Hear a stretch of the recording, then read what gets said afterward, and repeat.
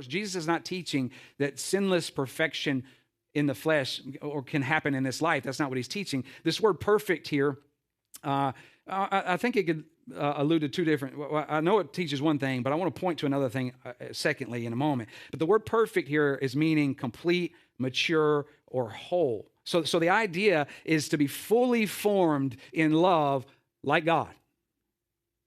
So walk in life. We're striving to walk in the same way as Jesus walked. That's what 1 John tells us that believers do. So that's what we're striving for, to continue to have our lives look more like Jesus's, to walk in the same way in which he walked. This does not mean merely rule keeping, as we've seen throughout Matthew 5. This is a complete inward transformation that bears out fruit that looks like that. That looks like turning the other cheek or going the extra mile.